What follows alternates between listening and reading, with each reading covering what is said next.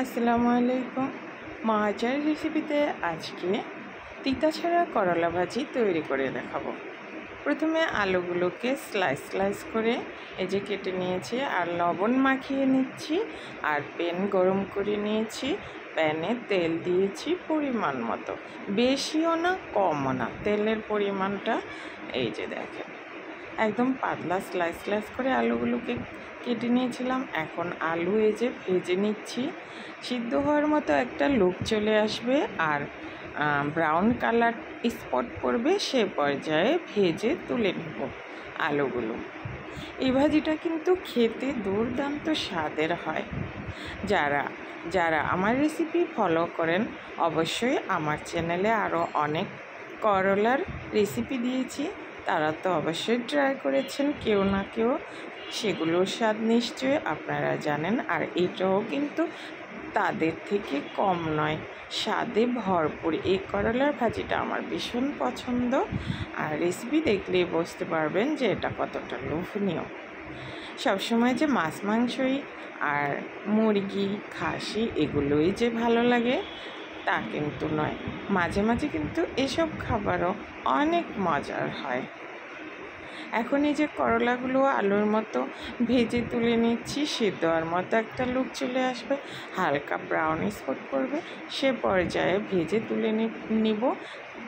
করলার কিন্তু তিতা ভাবটা একেবারেই চলে গেল, আর তেল কিন্তু একটুও থাকে না ছেঁকে তুলে নিলে। আর তেলের ভয় থাকলে টিস্যুতে রেখে দিবেন, দেখবেন তেলটা শুক করে নেবে। এখন এই যে বাকি করলাগুলো লবণ দিয়ে ভেজে নিচ্ছি। এখানে আমি 2টা বড় সাইজের করলা নিয়েছি আর আলু নিয়েছি 3টা মাঝারি সাইজের। তো এখন এই যে করলাগুলোও ভেজে নিচ্ছি। যারা করলা ভাজি খেতে পছন্দ করেন আর তিতা ছাড়া খেতে চান, তারা চাইলে এই রেসিপিটা ফলো করতে পারেন। যারা একদমই করলা খায় না, তারাও এই ভাজিটা খাবে।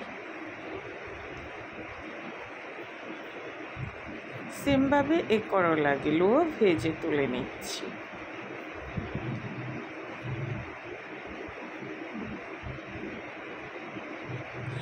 অনেক আপুরা আমাকে অনেক কমেন্ট করেন, তাদের সবাইকে অনেক ধন্যবাদ আমার পাশে থাকার জন্য। আপনাদের কমেন্টগুলো আমাকে আরও উৎসাহ বাড়িয়ে দেয়। এখন সবগুলো করলাই ছেঁকে তুলে নিচ্ছি।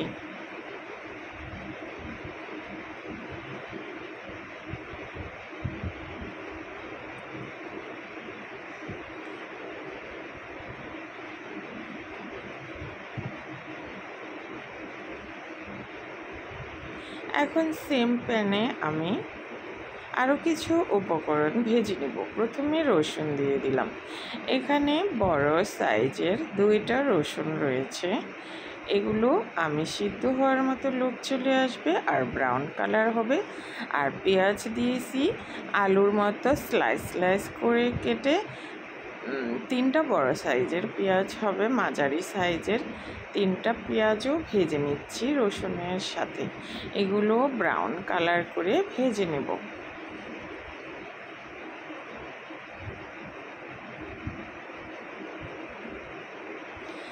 সামান্য লবণ দিয়ে দিলাম আর কাঁচামরিচ কুচি দিয়ে দিচ্ছি। যে ঝাল খেতে যেমন পছন্দ করেন যারা, তেমনই করে ঝালটা দিবেন। আমি দিয়ে দিলাম 3-4টার মতো কাঁচামরিচ কুচি।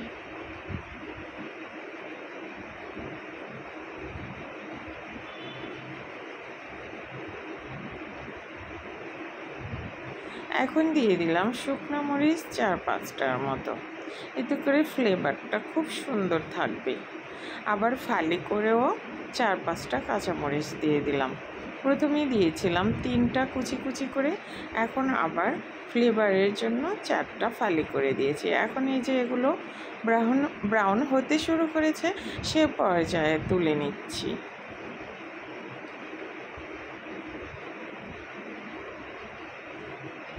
এখন আমি এখানে দেখেন আরেকটা রেসিপি সাথে করছি, এটা আলাদা। আমি কাঁঠালের বিচিগুলো ঝিরিঝিরি করে কেটে নিয়েছি।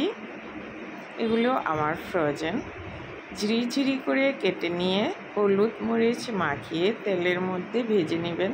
খেতে অসম্ভব মজার লাগে গরম গরম ভাতের সাথে। এই যে দেখেন, আমার তো খুবই পছন্দ এটা খেতে। আমি এই রেসিপিটাও আপনাদের সাথে শেয়ার করলাম। এটা খেতে কিন্তু অনেক মজার। মনে হবে যে এই দানা ভাজাটা দিয়েই, অর্থাৎ এই বিচি ভাজাটা দিয়েই সব ভাত খেয়ে নিতে পারবেন। এখন এই যে আমি ভেজে নেওয়া সব করলা, আলু এগুলো এখন সার্ভিং প্লেটে নিয়ে নিব। এই যে সব কিছু এই যে আমি দিয়ে সাজিয়ে নিচ্ছি। রসুন ভাজা, পেঁয়াজ ভাজা, তারপরে কাঁচামরিচ ভাজা, আলু আর করলা ভাজা সব একসাথে মিশিয়ে নিলাম। আর আমার রসুনগুলো কিন্তু আস্তই রয়ে গেল, দেখতেই পাচ্ছেন। আমি কিন্তু কোনো কিছু এই ভাজিটাতে ম্যাশ করব না, সব একসাথে মিশিয়ে নিলাম। এখন পরিবেশন করছি মিশিয়ে। চাইলে এভাবে করলা ভাজিটা ট্রাই করতে পারেন, খেতে দুর্দান্ত স্বাদের হয়। একবার ট্রাই করলেও বুঝতে পারবেন। রেসিপি ভালো লাগলে ফলো, সাবস্ক্রাইব করে নিয়মিত পাশে থাকবেন আশা করছি। গরম ভাত এমনকি রুটি দিয়েও এটা পরিবেশন করতে পারবেন। অনেক মজার, বাচ্চাদেরকে দিবেন, তারাও যারা তিতা খায় না, বাচ্চারা তিতার জন্য করলা খেতে পারে না, বাচ্চারাও দেখবেন এই ভাজিটা খাবে। অনেক মজা করে সবাই খাবে, পরিবারের সবাইকে করে দিবেন, দেখবেন অনেক মজা করে খাবে।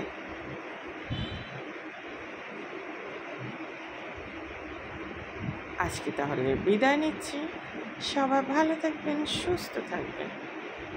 নিয়মিত আমার চ্যানেলের সাথে থাকবেন আশা করছি। এতক্ষণ ভিডিওটি দেখার জন্য সবাইকে ধন্যবাদ জানিয়ে বিদায় নিচ্ছি। আল্লাহ হাফিজ।